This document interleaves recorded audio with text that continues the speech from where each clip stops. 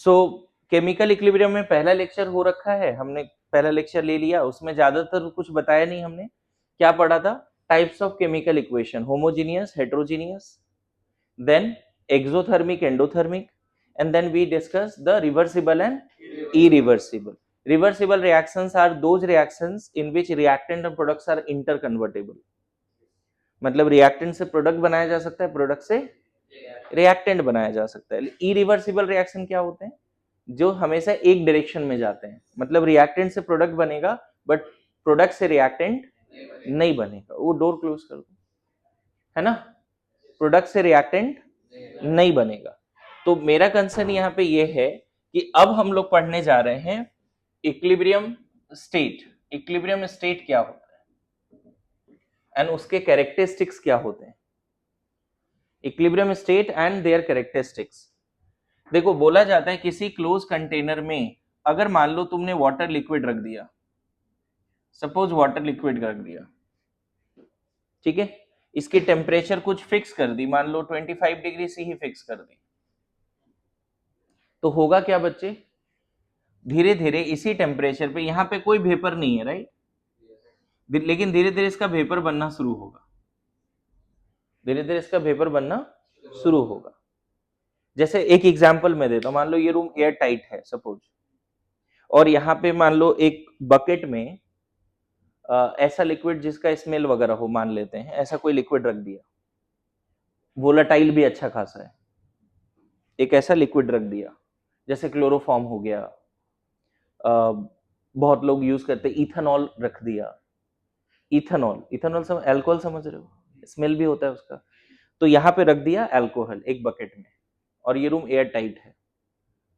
क्या होगा? थोड़ी देर के बाद उधर तक स्मेल जाएगी नहीं जाएगी? इसका मतलब क्या हुआ? लिक्विड से वेपर बना, वेपर बना, और वेपर पूरे स्पेस में यूनिफॉर्मली डिस्ट्रीब्यूट हो गया। गैस का क्या प्रॉपर्टी होता है? वो वहां तक जाता है जहां तक स्पेस अवेलेबल हो।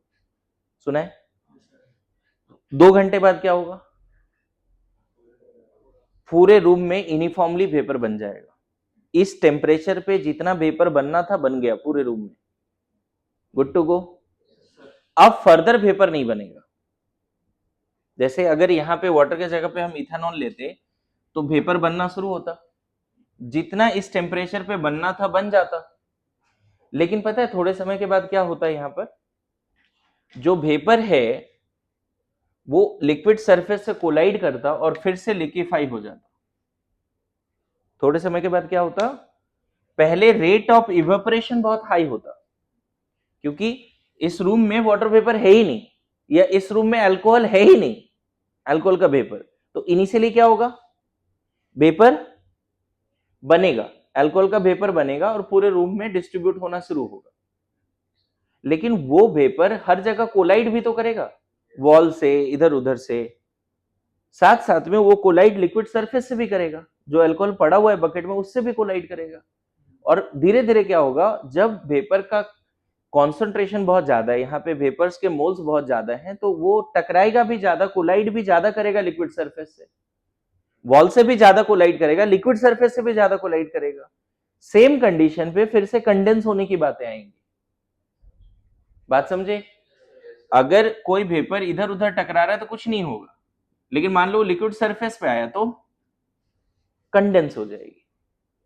क्या होगा? तो देखो, reactant converted to product and product converted to, this is called reversible physical change. ये कैसा चेंज है? फिजिकल चेंज है। इस जब तक ये टेम्परेचर कांस्टेंट है, आधे 1 घंटे के बाद ये जो रेट ऑफ इवेपोरेशन है और रेट ऑफ कंडेंसेशन है वो बराबर हो जाएगा। लास्ट क्लास एक क्वेश्चन पूछा था, what is the meaning of chemical equilibrium. जैसे फिजिक्स में इक्विलिब्रियम का क्या मतलब है? तुमने बोला नेट फोर्स जीरो, बोला था, याद करो। फिजिक्स में नेट फोर्स जीरो तो इक्विलिब्रियम पे है। केमिस्ट्री में इक्विलिब्रियम का मतलब होता है when rate of forward reaction is equal to rate of backward. समझ में है? रेट ऑफ, जैसे यहाँ फॉरवर्ड क्या है? रेट ऑफ वेपराइजेशन, बैकवर्ड क्या है? Rate of condensation. मेरी बात आ रही समझ में? जैसे वो आ गया, वो स्टेट अचीव हो गया, हम बोलेंगे इक्विलिब्रियम स्टेट आ गया। सो equilibrium state is the state of a reversible reaction which is carried out in A close container. Close क्यों चाहिए? अगर ओपन रखते तो जो वेपर बना वो गायब हो गया ना, वापस कैसे आएगा वो? मेरी बात समझ रहे हो? मतलब आप इक्विलिब्रियम तभी ला सकते हो जब सिस्टम क्या हो, क्लोज। स्पेशली गैस अगर वो इन्वॉल्व है ना, तो गैस को पकड़ के रखना पड़ता है एक डब्बे के अंदर, अदरवाइज स्केप कर जाएगा। समझ गए ना? सो equilibrium state is the state of a reversible reaction carried out in a closed container, carried out in a closed container, है ना, at which the rate of forward reaction equal to rate of backward reaction। Clear है? पहला example समझ में आया जी? यहाँ पे क्या बोलेंगे इस 25 डिग्री सी पे।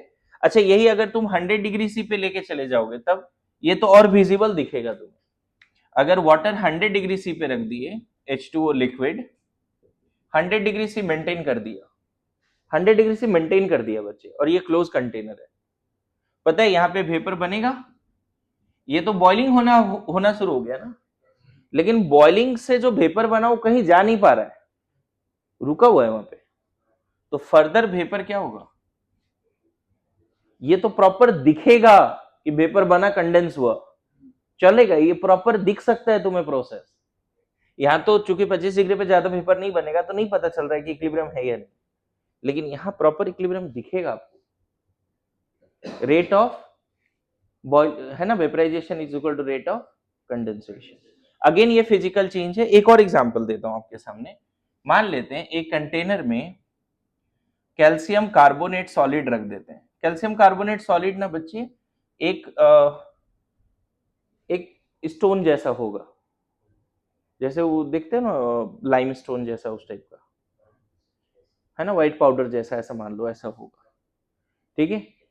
अब इसका क्या प्रॉपर्टी होता है, ये बहुत ज्यादा स्टेबल नहीं होता, अपने आप ये डिसोसिएट होने लगता है। इससे भी कम स्टेबल है बेरिलियम कार्बोनेट। केमिकल बॉन्डिंग में रीजन पढ़ोगे, ये क्या होता है, अपने आप डिसोसिएट होना शुरू होता है, और इससे क्या निकलता है, CO2 गैस। क्या बन जाता है? ये कैसे टूटता है देखो, BeCO3 solid gives BeO solid plus CO2 gas. मतलब पता है आधे एक घंटे के बाद इस कंटेनर में ये तो इनिशियल है, मान लेते हैं हम इनिशियल बोल रहा हूं, इनिशियल। थोड़े समय के बाद पता है उसी कंटेनर में क्या सीन होगा, देखना। उसी कंटेनर में सीन ये होगा कि जो पहले जो पाउडर था बेरिलियम कार्बोनेट का, उसका देखो यहां ज्यादा दिख रहा है ना, यहां कम हो जाएगा। मान लो अगर ये 100 ग्राम है यहाँ पे, तो हो सकता है कि ये यहाँ पे 50 ग्राम बचा। कितने बचा? 50 ग्राम। यहीं पे एक और सॉलिड दिखना शुरू हो जाएगा, विजुलाइज करने के लिए बस ऐसा बता रहा हूं। यहीं पे एक और सॉलिड दिखना शुरू हो जाएगा, हो सकता है ये 30 ग्राम दिखे। और इसी कंटेनर में बच्चे CO2 भी दिखेगा, क्योंकि CO2 स्केप नहीं कर पा रहा है, क्लोज कंटेनर है ना। तो पता है ये आ गया इक्विलिब्रियम, और इसका भी मास फिक्स हो जाएगा, बस समझाने के लिए बता रहा हूं, 20 ग्राम। और ऐसा होना भी चाहिए, मास कंजर्व होता है ना। 100 ग्राम रिएक्टेंट है, तो इक्विलिब्रियम पे जो रिएक्टेंट और जो प्रोडक्ट बना वो सब मिला के भी 100 ग्राम ही होगा ना, नया मास तो कहीं से आ नहीं रहा है। ये 50 ग्राम, ये 30 ग्राम, ये 20 ग्राम, यहां पे भी क्या आ चुका है, इन दोनों का जुड़ के ये बनाना ब्लैक, ब्लू और रेड का जुड़कर black banana, that is backward reaction. और इस ब्लैक का टूटकर रेड और ब्लू बनाना फॉरवर्ड रिएक्शन। इनिशियली पता है ये बहुत फास्ट चलेगा फॉरवर्ड रिएक्शन, क्योंकि ये दोनों तो है ही नहीं कंटेनर में। देखो तो रेड और ब्लू है क्या, इनिशियली है ही नहीं, गुड टू गो। लेकिन जैसे जैसे रेड और ब्लू बनेगा, मतलब बेरिलियम ऑक्साइड और CO2 बनेगा, उन दोनों का कंबाइन करके फिर वापस बेरिलियम कार्बोनेट बनाने की टेंडेंसी भी होगी, क्योंकि we are talking about reversible reaction. Product has the power to form reactant back. Clear है? तो आधे एक घंटे 2 घंटे के बाद यहाँ क्या आ जाएगा, और जैसे ही इक्विलिब्रियम आया ना बच्चे, उस समय फिर ये मास चेंज नहीं होंगे। क्यों चेंज नहीं होंगे ये मास? क्योंकि जितना फॉरवर्ड जा रहा है उतना बैकवर्ड भी जा रहा है। अगर इसके 4 मॉलिक्यूल प्रोडक्ट में गए तो प्रोडक्ट से 4 मॉलिक्यूल आ भी गए। इक्विलिब्रियम स्टेट का कैरेक्टरिस्टिक्स क्या है? Rate of forward equal to rate of backward, ये तो है। दूसरा कैरेक्टरिस्टिक्स ये है कि at equilibrium state all the observable properties of the reactant or products are constant. Observable properties मतलब their mass become constant. Reactant product की mass क्या हो जाएगी? Constant हो जाएगी. Their color constant, density constant, pressure constant, सब constant हो जाएगा। जो तुम आंखों से देख सकते हो लगेगा कि वो चल ही नहीं रहा है। तुम्हें ऐसा देख के लगा रिएक्शन रुक चुका है, ऐसा देख के लगेगा reaction is static, reaction has stopped, but actually equilibrium state is dynamic in nature. Reaction रुकता नहीं है, चल रहा होता है, लेकिन चूंकि इक्वल रेट से चल रहा होता है तो तुम्हें पता ही नहीं चलता कि कोई घटा या कोई बढ़ा। समझ में आया क्या बोल रहा हूं? इक्वल रेट से चल रहा होता है। क्लियर है? So equilibrium state is static और dynamic. What is meaning of dynamic in nature? Reaction is going on still, forward backward चल रहा होता है। मैं बताऊं, अगर डीप फ्रीजर को 100 डिग्री सी पे मेंटेन कर दो, किसको बोल रहा हूं? डीप फ्रीजर को 100 डिग्री सी बोल रहा हूं, 0 डिग्री सी पे मेंटेन कर दो। डीप फ्रीजर है ना, फ्रिज है घर पे, उसको 0 डिग्री सी पे मेंटेन कर दो और उस कंटेनर में वाटर लिक्विड रख दो, ठीक है? वाटर लिक्विड रख दो उस कंटेनर में। आधे घंटे के बाद देखो उस लिक्विड के सरफेस पे आइस बैठ जाएगा। 0 डिग्री से मेंटेन किया तुमने, और वो आइस का लेयर ना फिर बढ़ेगा नहीं, जितना वाटर है और जितना आइस है उतना ही मेंटेन रहेगा। अगर तुमने सही में 0 डिग्री से 100% एक्यूरेट रखा है तो, क्योंकि 0 डिग्री से थोड़ा भी कम करोगे तो पता चला पूरा वाटर सॉलिडिफाई हो गया। नहीं समझे? 0 डिग्री से थोड़ा भी कम करोगे, -1 डिग्री सी कर दिया तो वाटर होगा ही नहीं, फिर क्या होगा? आइस होगा सिर्फ। समझ में आ रहा है? और 0 डिग्री सी से थोड़ा भी ज्यादा कर दिया, मान लो 1 डिग्री सी कर दिया, तो फिर आइस नहीं होगा, सिर्फ लिक्विड होगा। लेकिन एग्जैक्ट 0 डिग्री सी पे पहले तुमने क्या रखा था? ले जाके सिर्फ ये बॉटल रख दिया अंदर डीप फ्रीजर पे, 0 डिग्री सी पे पूरा लिक्विड है। 2 घंटे बाद गए तो तुमको दिखेगा इतना आइस है, इतना लिक्विड है। जरूरी कि ऊपर ही आइस, नीचे इधर कहीं ना कहीं आइस आ जाएगा। जनरली ऊपर आएगा क्योंकि आइस की डेंसिटी कम होती है। अरे सुनो, आइस ऊपर जाके फ्लोट करता है। आइस क्यों फ्लोट करता है? क्योंकि उसकी डेंसिटी वाटर से कम होती है। सुना है ना? तो यहाँ पे क्या दिखने लगेगा? आइस, और यहाँ वाटर। और तुम 2 घंटे बाद, 4 घंटे बाद, 10 घंटे बाद देखो वही दिखेगा। इसका लेयर नहीं बढ़ रहा है, इसका भी घट नहीं रहा है। तुमको लगेगा रिएक्शन रुका हुआ है। तुमको क्या लगेगा? रिएक्शन। लेकिन जब तुम माइक्रोस्कोप से सरफेस पे देखोगे ना, जहां आइस और वाटर दोनों है, आइस वाटर जो कांटेक्ट में है, अगर वहां देखोगे बच्चे तो वहां कुछ हलचल दिखेगा। तुम्हें वहां पे हलचल दिखेगा। लिक्विड का सॉलिडिफाई होना और सॉलिड का लिक्विफाई होना दोनों चल रहा होता है सरफेस पे, दोनों चल रहा होता है। किस रेट से? इक्वल रेट से। और इसी वजह से अगर 2-4 आइस मेल्ट हुआ तो 2-4 मॉलिक्यूल आइस का बन भी गया उसी समय। इसीलिए ये लेयर में चेंज नहीं दिख रहा है, ये लेयर में भी चेंज नहीं दिख रहा है। ये तो घर पे देख सकते हैं हम लोग, नॉर्मल माइक्रोस्कोप वगैरह से देख सकते हैं, दूरबीन वगैरह, टेलीस्कोप वगैरह, एकदम सरफेस पे दिखेगा हलचल है। लेकिन इस एक्सपेरिमेंट को करने के लिए freezer must be at 0 degree, 100% accurate होना चाहिए। आ रहा है समझ में? वाटर भी पॉल्यूटेड नहीं होना चाहिए, प्योर वाटर होना चाहिए। क्लियर है? थोड़ा आइडिया लगा कि इतने एग्जाम्पल में इक्विलिब्रियम स्टेट क्या है?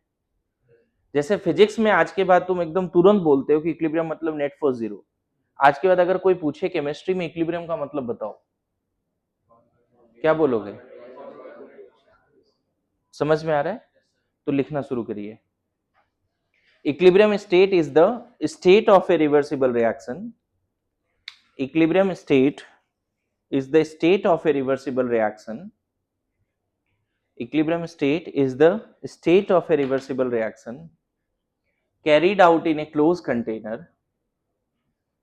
carried out in a closed container. Equilibrium state is the state of a reversible reaction carried out in a closed container, carried out in a closed container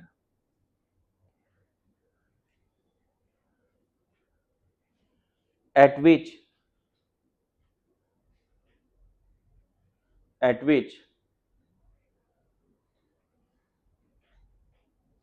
rate of forward reaction become equal to rate of backward reaction, at which rate of forward reaction become equal to rate of backward reaction. आप ऐसे बोल सकते हो RF equal to RB, ऐसा RF equal to RB. देखो मैंने इसको समझाने के लिए एक दो तीसरा एग्जाम्पल में इनिशियल फाइनल ये है और ये चौथा एग्जाम्पल भी दिया है. यहाँ पे H2O सॉलिड है, at which rate of forward reaction become equal to. कोई अगर पूछे क्या इक्विलिब्रियम स्टेट इरिवर्सिबल रिएक्शन के लिए लाया जा सकता है? Can we get the equilibrium state for irreversible reaction? Never. क्या इक्विलिब्रियम स्टेट रिवर्सिबल रिएक्शन के लिए ऑलवेज मिल जाएगा? कब नहीं मिलेगा? हाँ, क्लोज कंटेनर चाहिए, reversible and close. To get the chemical equilibrium, to get the ionic equilibrium, the container must be closed and reaction must be reversible. Reversible का डेफिनेशन लास्ट क्लास पढ़ाया था, एक बार फिर बोल दूं. ऐसा रिएक्शन जिसमें प्रोडक्ट और रिएक्टेंट एक दूसरे में कन्वर्ट हो जाए. जैसे इरिवर्सिबल का एक एग्जांपल देता हूं, ज्यादा समझ में आएगा. Carbon solid plus O2, CO2 बन गया. इसको बैक टू कार्बन सॉलिड नहीं बना सकते. जैसे तुम्हारे पास पेपर है, उसको बर्न कर दो तो बर्न हो गया, क्या फिर से पेपर बना लोगे उसी कंडीशन में? प्रोडक्ट से रिएक्टेंट नहीं बनेगा. मेरी बात आ रही समझ में? लेकिन अगर मान लो लिक्विड वाटर है, इसको सॉलिडिफाई कर दो, फिर इसको लिक्विफाई किया जा सकता है कि नहीं? That is called reversible. समझ में आया?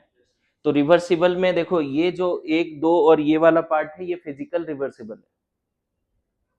रिएक्टेंट और प्रोडक्ट सेम है, बस उसका फिजिकल स्टेट अलग है. यहाँ भी वाटर, यहाँ भी वाटर, फेज अलग है.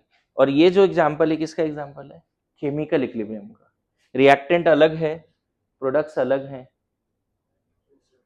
मतलब फिजिकल इक्विलिब्रियम भी होता है, केमिकल इक्विलिब्रियम भी होता है और आयनिक इक्विलिब्रियम भी होता है. आयनिक इक्विलिब्रियम में क्या इन्वॉल्व होगा? आयंस. आयनिक इक्विलिब्रियम में क्या इन्वॉल्व होगा? आयंस. उसका भी एग्जांपल दूंगा, पहले ये सारी बातें लिखो जल्दी. बोर्ड पे जो लिखा है उसको लिखिए. ओके, कुछ डाउट आ रहे हैं अभी तक? बताओ, मैं एक्सप्लेन कर देता हूँ. वो अगर एक बार रिएक्शन केमिकल स्टेट में आ गया तो वो वापस मतलब केमिकल में स्टेट में ही रहेगा. इक्विलिब्रियम स्टेट में अगर आ गया कोई रिएक्शन, तो that equilibrium state can be disturbed. वो डिस्टर्ब हो सकता है, उसमें दिक्कत नहीं. अगर तुमने टेम्परेचर चेंज कर दिया तो रेट ऑफ फॉरवर्ड बैकवर्ड बराबर नहीं रहेगा, फिर इक्विलिब्रियम डिस्टर्ब हो जाएगा. समझ गए? और यहाँ पे एक प्रिंसिपल भी है, दैट इज कॉल्ड LCP, ले चैटेलियर्स प्रिंसिपल, ऐसा करके. समझ में आया? वो हम डिस्कस करेंगे कि इक्विलिब्रियम जब डिस्टर्ब हो गया तो to regain the equilibrium state it will go forward faster और बैकवर्ड फास्टर. ऐसा क्वेश्चन है. मैं बताऊं, any reversible reaction if carried out in a closed container, it will definitely get the equilibrium state at the given temperature. Clear है? जाएगा ही जाएगा equilibrium पे, and that equilibrium state can be disturbed also. And फिर disturb किया तो फिर disturbance तुमने लाया तो फिर छोड़ दिया ना उसको थोड़ी देर के लिए, फिर से इक्विलिब्रियम पे आएगा. समझ में आ रहा है? तो लिखो characteristics of equilibrium state. Characteristics of equilibrium state पहला लिखिए.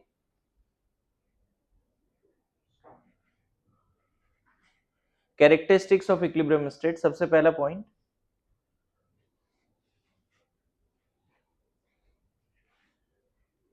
equilibrium state can be achieved in case of reversible reaction if carried out in a closed container. देखो डेफिनेशन वाला ही पार्ट दोबारा लिख दिया. equilibrium state can be achieved in case of reversible reaction if carried out in a closed container. if carried out in a closed container.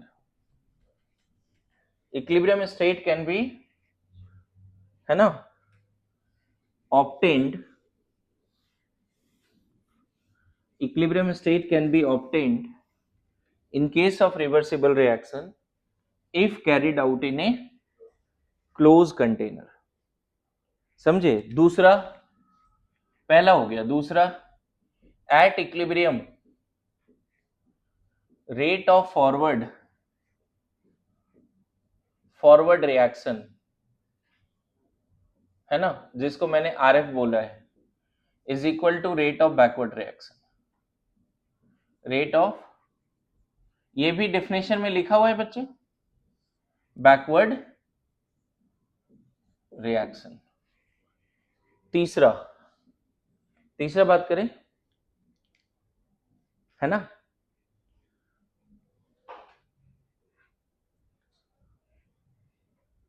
बोला जाता है for equilibrium state to be achieved temperature must be constant. Temperature change हो रहा है तो equilibrium state नहीं आएगा. Constant temperature पे क्लोज कंटेनर पे इक्विलिब्रियम आता है. बात समझे? अगर मान लो कोई रिएक्शन चल रहा है और तुम टेम्परेचर भी वेरी कर रहे हो तो वो रिएक्शन इक्विलिब्रियम पे नहीं आएगा. It can be achieved at constant temperature also. Reversible चाहिए, क्लोज कंटेनर चाहिए, टेम्परेचर भी क्या चाहिए, कांस्टेंट चाहिए. थर्ड पॉइंट समझ में आया? Fourth point, eight equilibrium state. Fourth point, third point लिखा तुमने. थर्ड पॉइंट क्या था? Equilibrium state can only be achieved at constant temperature. Close container भी चाहिए, रिवर्सिबल भी चाहिए, टेम्परेचर भी क्या चाहिए, कांस्टेंट चाहिए. अच्छा, थर्ड पॉइंट को तुम शुरू में ही लिख सकते थे अगर चाहते तो. शुरू वाला पॉइंट ऐसे लिख सकते थे, it can be achieved in case of reversible reaction carried out in a closed container at constant temperature. चाहे तो फर्स्ट पॉइंट में ही वो लिख सकते थे. जो फर्स्ट पॉइंट पूरा लिखा ना, उसमें ही क्या लिख देते तुम, एट कांस्टेंट टेम्परेचर. समझ में आया? अदरवाइज यहां थर्ड पॉइंट लिख लो. फोर्थ पॉइंट बोलने जा रहा हूं मैं, तुम जो सीक्वेंस रखे हो उसके हिसाब से कर लो. At equilibrium all the observable properties of the reaction mixture, at equilibrium all the observable properties, at equilibrium all the observable properties of the reaction mixture, at equilibrium all the observable properties of the reaction mixture, at equilibrium all the observable properties of the reaction mixture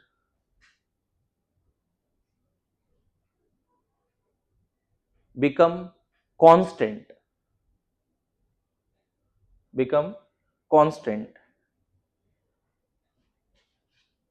and will not change with respect to time, and will not change with respect to time, and will not change with respect to time, and will not change with respect to time, like pressure, temperature, volume, active masses of reactants and products, active masses of reactants and products, density, color, etc. Density, colour, etc. मतलब जितने भी observable properties है reaction mixture के, वो लगेगा कि वो बदल ही नहीं रहा है. कलर फिक्स हो गया, प्रेशर फिक्स हो गया. जैसे एक एग्जांपल देता हूं, यहाँ पे ध्यान देना. यहाँ पे मान लेते हैं कंटेनर है बच्चे, और यहाँ पे यू शेप्ड नैनोमीटर लगा दिया है. ध्यान देना, शायद ये तुम लोग समझ पाओगे क्या है ना. यू शेप्ड नैनोमीटर होता है, इसके अंदर मरकरी रख देते हैं. इसके अंदर क्या रख देते हैं, मरकरी. ठीक है. और कंटेनर के अंदर हमने क्या लिया, N2H2 लिया. N2H2 पता है, N2H2 रिएक्ट करके अमोनिया बनाएगा. दिस इक्वेशन लिख सकते हो तुम, 3H2 plus N2 gives ammonia. बड़ा फेमस रिएक्शन है. ये दोनों रिएक्ट करके अमोनिया बनाएगा. जब तक अमोनिया बन रहा होता है, ये जो लिक्विड है ना ऊपर नीचे ऑसिलेट कर रहा होता है. कभी इसका हाइट ऊपर जाएगा, कभी नीचे जाएगा, या कंटिन्यूअस हाइट बढ़ रहा होगा ऐसे, या इस लिम में हाइट घट रहा होगा, इधर बढ़ रहा होगा, या वाइस वर्सा, जब तक रिएक्शन चल रहा है। जैसे ही इक्विलिब्रियम स्टेट आएगा, ये वेरिएबल है, समझ रहे हो, ये दोनों लिम में लिक्विड ऊपर नीचे चल रहा है, वेरिएबल है। जैसे ही इक्विलिब्रियम स्टेट आएगा, पता है कैसा दिखेगा, कंटेनर में यहां क्या फिक्स हो जाएगी बच्चे, N2H2 अमोनिया, ये तीनों बन जाएगा, जितना बनना है बन जाएगा। और साथ साथ में यहां जो मैनोमीटर है उसमें हाइट फिक्स हो जाएगी लिक्विड की, वो वेरी नहीं करेगा, समझ गए। मतलब देखो, जैसे ही पहले अगर मान लो ये A मोल था, ये B मोल था, सपोज पहले N2H2 कितना लिया, A मोल एंड B मोल, ये रिएक्ट किया, फॉरवर्ड गया, फिर बैकवर्ड भी आया, दोनों रिएक्ट करके अमोनिया बनाया, अमोनिया डिसोसिएट करके फिर से N2H2 बनाया, चल रहा है। जैसे ही rate of forward rate of backward बराबर हुआ, उस समय इसकी मोल्स फिक्स हो गई बच्ची, X मोल इसकी क्या, Y मोल इसकी क्या बोल देंगे, Z मोल।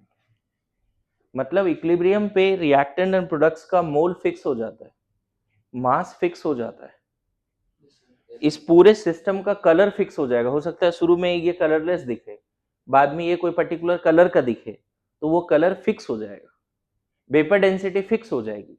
जो तुम अपने आंखों से देख सकते हो ऐसा लगेगा वो बदल ही नहीं रहा है, लगे कांस्टेंट है, कुछ नहीं हो रहा है, लग रहा है हलचल ही नहीं हो रहा है। यहाँ पे देखो ना, जब तक चल रहा था यहाँ पे जो मरकरी लिक्विड है इन दोनों लिम्ब में ऊपर नीचे जा रहा है, जैसे ही इक्विलिब्रियम स्टेट आया, क्या दिख रहा है, एट इक्विलिब्रियम स्टेट क्या क्या कांस्टेंट हो गया, लिक्विड यहाँ पे ऊपर नीचे ऑसिलेट नहीं हो रहा, फिक्स हो गया। इस पूरे सिस्टम का कलर फिक्स हो गया, इस पूरे सिस्टम का डेंसिटी फिक्स हो गया, इस पूरे सिस्टम का प्रेशर फिक्स हो गया, और टेम्परेचर तो शुरू में जो था वो अभी भी है, क्योंकि मैंने बोला ना कि कांस्टेंट टेम्परेचर पे ये होता है। टेम्परेचर पहले अगर मान लो 100 डिग्री से था, अभी भी 100 डिग्री से ही है। मतलब all the observable properties of the reaction mixture at equilibrium become constant and will not change with respect to time, के रिस्पेक्ट में बदलेगा नहीं। क्या क्या कांस्टेंट हो जा रहा है, रिएक्टेंट प्रोडक्ट्स का मोल फिक्स हो जा रहा है, मॉलिक्यूल फिक्स हो जा रहा है, मास फिक्स हो जा रहा है, वॉल्यूम फिक्स हो जा रहा है, प्रेशर फिक्स हो जा रहा है, टेम्परेचर, कलर, डेंसिटी सब फिक्स हो जा रहा है। समझ में आए? It seems that reaction has stopped, ऐसा लगता है कि रिएक्शन क्या हो चुका है ना, इसी में लिख लो, it seems that equilibrium state, at equilibrium state, it seems that at equilibrium state reaction has stopped, that is it is static in nature. It seems that at equilibrium state, it seems that at equilibrium state reaction has stopped, reaction has stopped, it is static in nature, but actually equilibrium state is dynamic in nature, but actually equilibrium state is dynamic in nature. Dynamic का क्या मतलब है, यहां पे reaction रुका नहीं है, reaction चल रहा है, बट इक्वल रेट से चल रहा है। बात समझे, reactions are not stopped, it is going on. मतलब पता है इस कंडीशन पे N2H2 का जुड़ के अमोनिया बनाना और अमोनिया का डिसोसिएट होकर N2H2 बनाना, दोनों चल रहा है, रुका नहीं है। क्लियर हो रहा है? Equilibrium state is dynamic in nature means reactions are going on in forward and backward direction but with equal speed. It means what? Reactions going on in forward as well as backward direction but with same rate, same speed. मेरी बातें आ रही समझ में सबको? देखो ऐसे समझ लेना, t इक्वल टू 0 पे तुमने इसका a, इसका b, इसका 0 लिया, जीरो टाइम पे जब तुम रिएक्शन को स्टार्ट किए वो जीरो टाइम है। मान लो मैंने 11 बजे रिएक्शन स्टार्ट किया, 11 बजे हमने इस कंटेनर में N2H2 एक साथ डाल दिया 11 AM, ठीक है। और जब इक्विलिब्रियम आया उसको मैं इनफाइनाइट टाइम बोल रहा हूं, मतलब मे बी 11:30, जीरो टाइम मतलब 11 AM, इनफाइनाइट टाइम 11:30। उस समय क्या हुआ, ये सब फिक्स हो गया, एक्स वाई और ये Z। अब क्या 11:30 पे जब ये फिक्स हुआ तो 11:40 पे चेंज होगा क्या? तुमने जो भी क्वेश्चन पूछा था, अगर तुम मान लो इसका टेम्परेचर वगैरह चेंज कर दी तब तो चेंज हो जाएगा। मेरी बात समझ रहे हो? जब तक टेम्परेचर वो कांस्टेंट है, मान लो 11:30 को इक्विलिब्रियम आ गया और तुम इसको चेंज नहीं कर रहे हो, कुछ भी इसको डिस्टर्ब नहीं कर रहे हो, तो तुम 12, 1, 3, इवनिंग, लेट नाइट हमेशा ये देखोगे, कुछ नहीं बदलेगा। आया समझ में? लेकिन अगर तुमने इसको डिस्टर्ब कर दिया, अगर तुमने इसको डिस्टर्ब कर दिया, तो at another condition it will try to get the equilibrium state back. मेरी बात समझ रहे हो? तुमने डिस्टर्ब किया, टेम्परेचर चेंज कर दिया, तो अब नए टेम्परेचर पे फिर से वो क्या चाहेगा? हो सकता है उस समय ये बदल के तुम क्या लिख सकते हो, यहां पे T3 टाइम पे क्या लिख सकते हो सकता है x1 y1 z1 लिख दो, लेकिन नई कंडीशन पे फिर से इक्विलिब्रियम पे आएगा और उस समय हो सकता है इसके मोल्स बदल जाएंगे। बात समझे? क्लियर है? So equilibrium state of any reversible reaction is the most stable state at the given condition. ये पॉइंट भी लिखना है। क्यों ऐसा होता है, बार बार इक्विलिब्रियम पे आना चाहता है?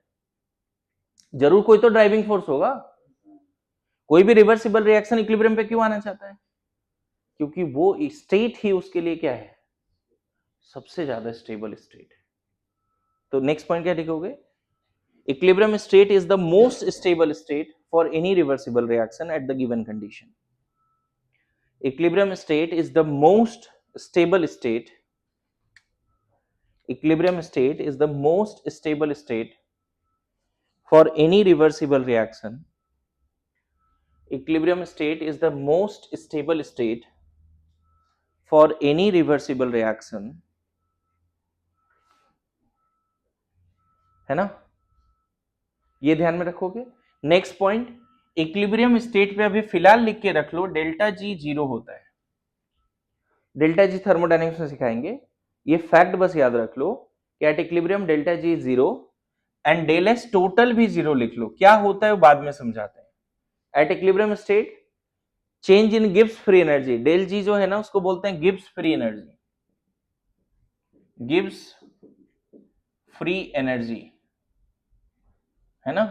और इसको बोलते हैं total entropy change, total entropy change. ये दोनों पार्ट क्या होता है, 0 होता है इक्विलिब्रियम पे। समझ गए? अब ये थर्मोडायनेमिक्स सीखेंगे इसलिए अभी इसको नहीं एक्सप्लेन कर रहे हैं, बस लिख के रख लीजिए। बोलो समझ में आया सबको? ये डायग्राम बनाने थे क्या? नहीं बनाया? बना लो, कोई दिक्कत नहीं। आना चाहिए समझ में क्या एक्सप्लेन किया है। बाद में नोट्स देखोगे तो वही रिकॉल होगा ना कि N2H2 को लेके सर ने क्या बात करा, है ना? बोर्ड पे जो लिख रहा हूं सब लिख दो बच्चे। यहां तक लिख लिया सबने? मुझे बताओ एक इक्विलिब्रियम स्टेट का आइडिया आ गया बच्चे? What is the equilibrium state? क्या उसका कैरेक्टरिस्टिक्स भी सीख गए हम लोग? कैरेक्टरिस्टिक्स क्या क्या है? मोस्ट स्टेबल स्टेट है, क्लोज कंटेनर में हो सकता है, रिवर्सिबल के केस में हो सकता है, डायनेमिक इन नेचर है, सारे ऑब्जर्वेबल प्रॉपर्टीज कांस्टेंट रहते हैं, राइट? नाउ यहां पे एक टर्म यूज हुआ है हर बार, rate of reaction, rate of forward reaction हुआ है ना ये यूज। क्या समझते हो रेट ऑफ रिएक्शन का मतलब? बताओ। रेट ऑफ केमिकल रिएक्शन, इसको शॉर्ट में ना ROR बोल सकते हैं। चलो, rate of reaction, what is the meaning of rate of reaction? Anybody? हाँ देखो, रेट का जनरल मीनिंग क्या होता है? Change in something with respect to time. हमेशा with respect to what? Time होता है ना ये मतलब। अब यहाँ केमिकल रिएक्शन में what is something that is changing with respect to time? क्या चेंज हो रहा है टाइम के रिस्पेक्ट में? ऑब्वियसली रिएक्टेंट्स के जो पहले मॉलिक्यूल्स लिए थे वो बदल रहा है।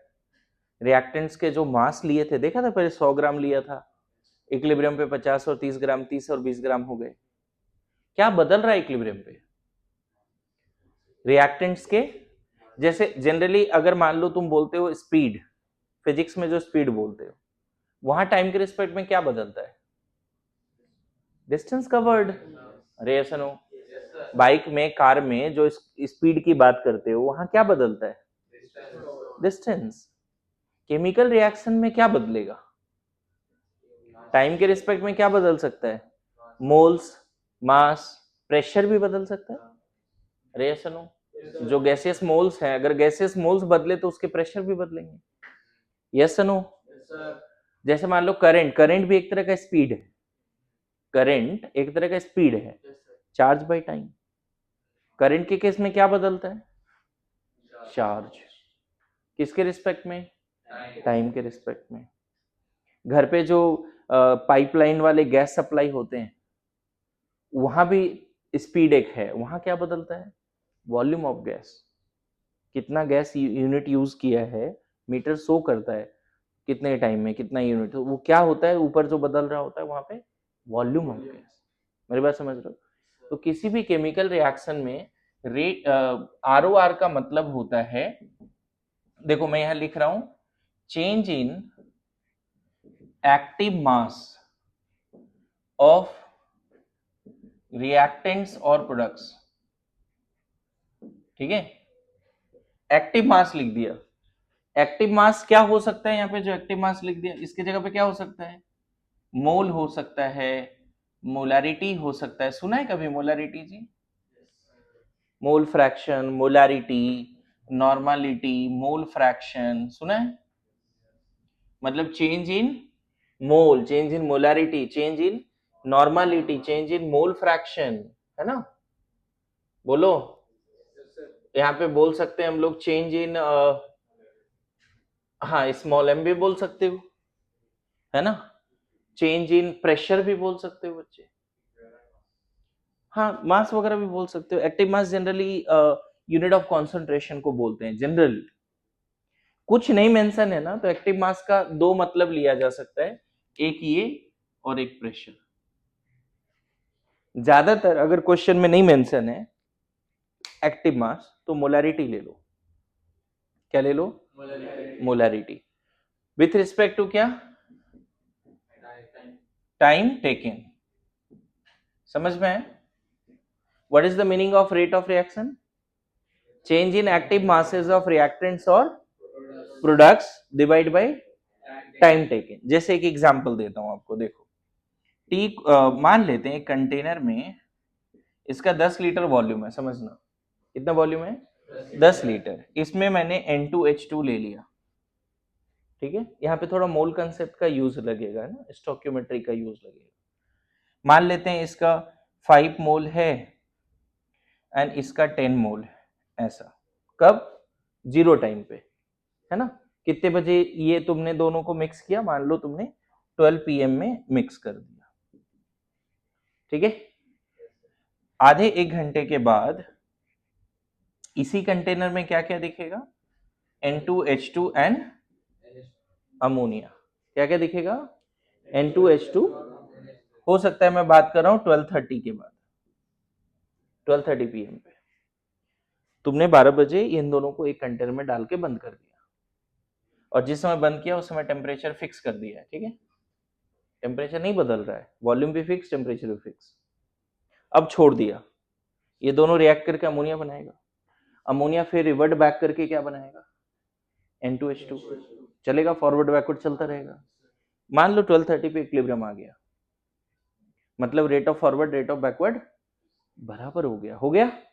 अच्छा, अब यहाँ पे देखो लिखना कैसे है। यहाँ पे लिखने का तरीका क्या होगा बच्चे? ये जो 12 PM बोल रहे हो ना, उसी को जीरो टाइम बोल रहे हैं, चलेगा?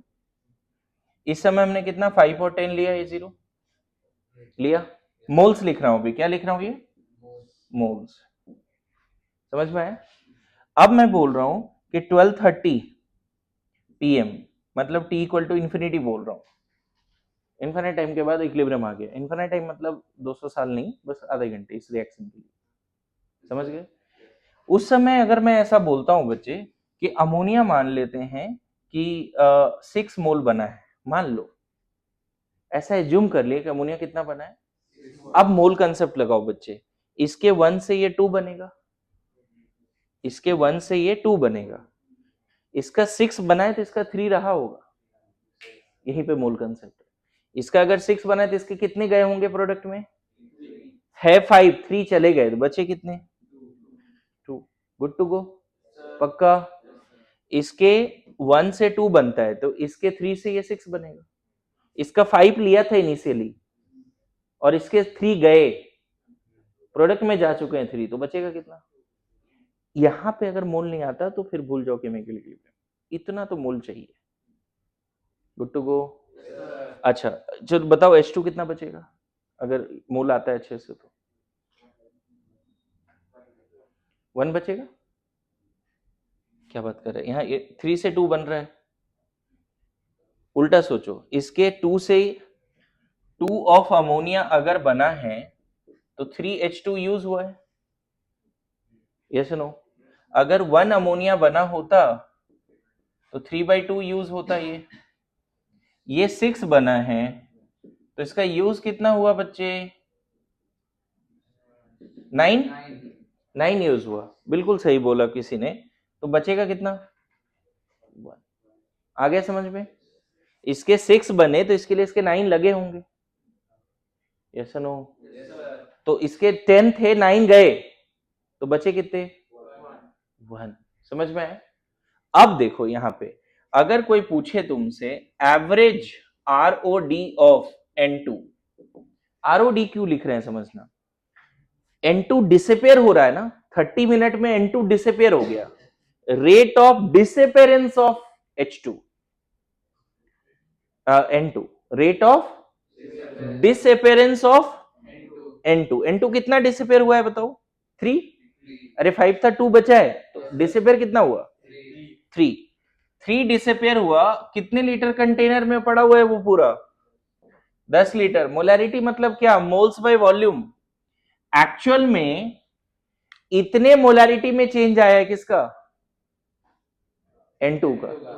मोलैरिटी का 3 N2 का 3 मोल प्रोडक्ट में गया, लेकिन वो पूरा सिस्टम 10 लीटर में है ना। एक्टिव मास का मतलब होता है molarity, change in molarity will be number of moles disappeared by volume. मेरे बात समझ रहे हो, change in molarity will be number of mole disappeared by volume. और इसमें टाइम कितने लग गए, 30 मिनट। ये क्या है, मोल पर लीटर है, और ये क्या है, 30 मिनट। मोल पर लीटर क्यों लिखा समझ में आया, यहाँ 3/30 नहीं करना है। एक्टिव मास अगर कुछ मेंशन नहीं है तो उसका मतलब क्या, molarity, change in molarity bye time taken for that change in molarity. Clear है। एक प्रैक्टिकल एग्जांपल देके समझा रहा हूं, तो बताओ what is the rate of disappearance of N2, change in moles by volume divide by time taken, change in molarity by volume. कितना आ जाएगा सॉल्व करके ये बताओ, 1/100 क्या लिख दोगे, मोल पर लीटर, पर मिनट भी लिखना पड़ेगा ना बच्चे। रेट का मतलब होता है change in molarity bye time taken. यहां पे हमने लिखा 10 लीटर कंटेनर 5 मोल और 10 मोल है। अब देखो इसको लिखने का थोड़ा तरीका बदलता हूं मैं, समझ में आ रहा है, अभी तरीका बदल देता हूं। अच्छा चलो ठीक है, अभी ये बताओ ROD ऑफ H2 क्या होगा, average, average ROD of H2 अगर सीख गए तो।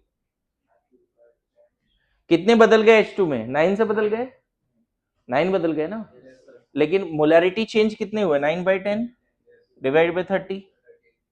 बोलो कितना लिख दोगे इसको, 3/100 ना, तो 3 इंटू 10⁻², क्या, मोल पर लीटर पर मिनट। अब देखो यहां पे बोल रहा हूं average ROA of ammonia. Ammonia में ROA क्यों लिख दिया, अमोनिया अपियर हुआ है टाइम के रिस्पेक्ट में, पहले अमोनिया था क्या, नहीं, अभी अमोनिया है, इसलिए बोलते हैं rate of appearance of ammonia. बताओ अमोनिया कितने बने टाइम के रिस्पेक्ट में 30 मिनट में, 6/10 ना, this is molarity, increase in molarity of ammonia divide by time taken, कितना हो जाएगा 2 इंटू 10⁻, सही है क्या, मोल पर लीटर पर मिनट। मैं एक एग्जांपल ऐसा दिया बच्चे जिसमें आप रेट को समझ सकते हो, what is actually rate of chemical reaction. Reactant के रिस्पेक्ट में रेट को बोलते हैं रेट ऑफ डिसअपेरेंस, और प्रोडक्ट के रिस्पेक्ट में रेट को क्या बोलते हैं, रेट ऑफ अपेरेंस। रिएक्टेंट के रिस्पेक्ट में हम रेट ऑफ कंजम्पशन भी बोल सकते हैं, समझ गए। प्रोडक्ट में रेट ऑफ फॉर्मेशन भी बोल सकते हैं, आरओएफ भी बोल सकते हैं, आरओए या आरओएफ। क्लियर हो रहा है, थोड़ा बहुत रेट का मतलब समझ में आ रहा है। लिखिए फिर जल्दी से, पूरा बात लिखना है। देखो थोड़ा सा आइडिया तो लग गया होगा रेट ऑफ रिएक्शन क्या होता है, लग गया। Change in active mass of reactants और प्रोडक्ट्स, है ना, विथ रिस्पेक्ट टू क्या, टाइम। देखो इसको लिखने का ना एक तरीका और हो सकता है, क्या तरीका हो सकता है, ध्यान देना। डायरेक्ट हम मोल से नहीं लिख के मोलैरिटी से भी लिख सकते हैं। देखो T इक्वल टू 0 पे मैंने क्या बोला, N2H2 है, नहीं 12 PM में क्या क्या है बच्चे, 12 PM में क्या क्या है, N2H2 है ना। इसी को हमने 0 टाइम माना है, बोलो कितना है N2H2 इनिशियली 5 और 10 है। डायरेक्ट यहां मोलैरिटी लिख दो बच्चे, 5/10 और 10/10, ये 0। मोल्स नहीं लिख रहे हैं, डायरेक्टली T इक्वल टू 0 पे N2 की मोलैरिटी लिख दिया, H2 की molarity, that is active mass. मेरी बात समझ रहे हो। अब 12 PM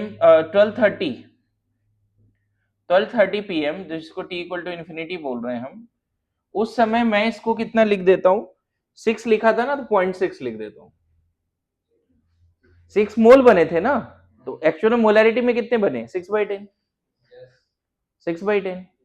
ये पहले है कितना 0.5 और ये है 1, राइट। कितना है मोल पर लीटर में, कितना है 0.5 मोल पर लीटर, 1 मोल पर लीटर, बने कितने 0.6 मोल पर लीटर। हम चाहते हैं तो मोल्स, देखो क्या हो रहा है, पहले हमने मोल्स में लिखा, बाद में वॉल्यूम से डिवाइड किया। हम शुरू में ही मान लेंगे एक्टिव मास कितना है N2 का 0.5 और H2 का एक्टिव मास कितना है 1, शुरू में ही मान लेंगे ऐसा। और अभी कितना बना अमोनिया, बात समझे।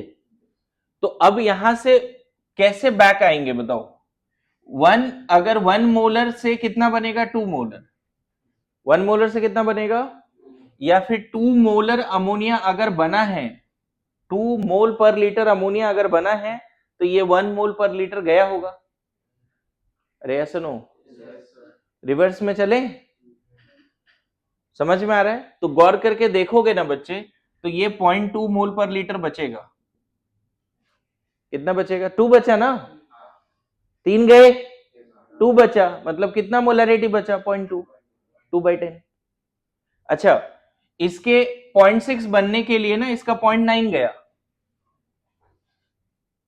इसके 0.6 बनने के लिए इसके कितने गए, बचे कितने 0.1। देखो जो इधर लिख के आया था वही डायरेक्ट आ गया, दिख रहा है, बोलो इतने बचे। अब बताओ ROD ऑफ H2 एवरेज, मैंने क्या बोला, इसमें क्या लिखना है, change in molarity of H2 by delta T, change in molarity of N2 by, देखो स्मॉल ब्रैकेट का मतलब होता है मोलैरिटी, स्मॉल ब्रैकेट में अगर लिखा हुआ है इसका मतलब है वो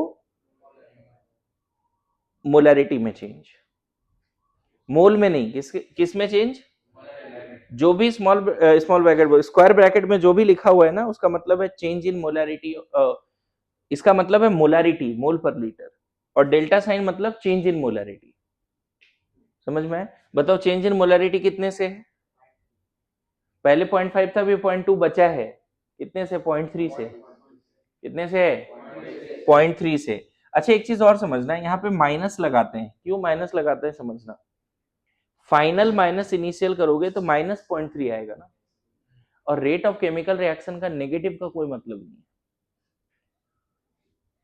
मैं बात करूं तुम्हारा स्पीड या तो जीरो है या पॉजिटिव है, नेगेटिव का क्या मतलब है? मैं बोल रहा हूं तुम वॉक कर रहे हो -5 मीटर पर सेकेंड से, इसका कोई मतलब है? या तो वॉक करोगे तो पॉजिटिव स्पीड होगा, नहीं करोगे तो जीरो होगा। उसी तरह की कोई केमिकल रिएक्शन अगर नहीं चल रहा है तो उसका रेट जीरो, और चल रहा है तो पॉजिटिव। मेरी बात समझ रहे हो? तो रिएक्टेंट का change in molarity by time के सामने नेगेटिव लगाना है। क्यों नेगेटिव लगाना है? क्योंकि ये ऑलरेडी नेगेटिव है, ये वाला पार्ट नेगेटिव है और यहाँ नेगेटिव लगा दिया तो क्या हो गया वो पॉजिटिव। और लिखने के समय देखो क्या लिखेंगे, माइनस माइनस 0.3/30। 30 क्यों लिखा? देखो फाइनल माइनस इनिशियल करो, 0.2 माइनस 0.5 -0.3 हुआ, और सामने माइनस पहले ही लगा रखा था। कितना? इसका यूनिट क्या है? मोल पर लीटर, और इसका यूनिट क्या है? मिनट। देखो फिर से कितना आ गया बच्चे? 0.05 हाँ, 10 raised to -2 -2 ना? हाँ बढ़िया, 10⁻⁻²। क्या लिख देंगे? मोल पर लीटर पर मिनट। देखो यहां भी वही आया था बच्चे, जहां पे हमने मोल से शुरू किया था बाद में वॉल्यूम में डिवाइड किया तो वही आया है। देखो वहां पे जहां पे मोलैरिटी से ही शुरू किया वहां भी वही आया। बोलो। अच्छा, फिर से अगर यहाँ पे एवरेज ROD ऑफ H2 बोलेंगे तो यहाँ minus of del of H2 by del T, ये लिखना पड़ेगा। माइनस क्यों लगाया? डेल ऑफ H2 कितना? 0.1 -1 -0.9, या माइनस पहले से कितना लिख दोगे? 0.9/30। ये भी कितना आने वाला है जो वहां आया था? देखो 3 × 10⁻⁻² मोल पर लीटर पर मिनट। आ रहा है समझ में? ये हटा सकते हैं इधर वाला पार्ट। अगर मान लो ROA अमोनिया का लिखना है तो क्या लिखेंगे? ROA अमोनिया का लिखना है इसमें तो क्या लिखेंगे?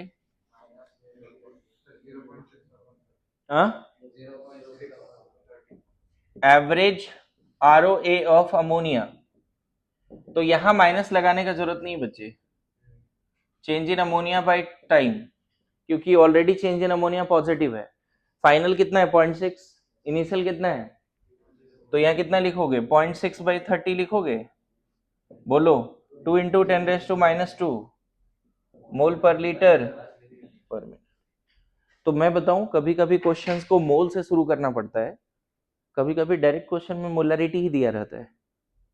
तो शुरू में T = 0 पे मोलैरिटी लिख दो, मोलैरिटी में चेंज लाओ, और जब मोलैरिटी में चेंज है तो बाद में वॉल्यूम में डिवाइड करने की जरूरत नहीं है। Direct change in molarity bye time taken is the rate, change in active mass by time taken is the rate. लिख लीजिए इसको।